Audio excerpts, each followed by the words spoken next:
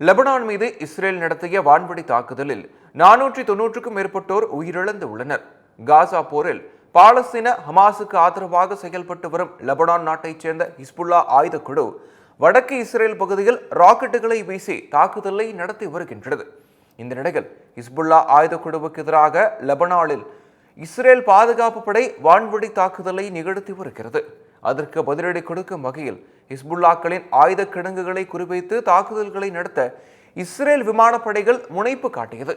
அதன்படி லெபனான் மீது இஸ்ரேல் விமானப்படைகள் தாக்குதல் நடத்தியதில் இதுவரை 490க்கும் மேற்பட்டோர் உயிரிழந்து உள்ளனர்.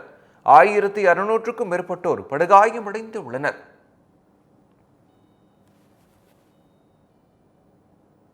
தொடர் தாக்குதல்களால் மோசமான நிலை ஏற்பட்டு வருவதாக கவலை தெரிவித்துள்ள ஐக்கிய நாடுகள் சபையின் பொதுச் செயலாளர் அன்டோனியோ குட்ரஸ், லெபனான் மற்றொரு காசாவாக மாறுவதை விரும்பவில்லை என கூறியுள்ளார்.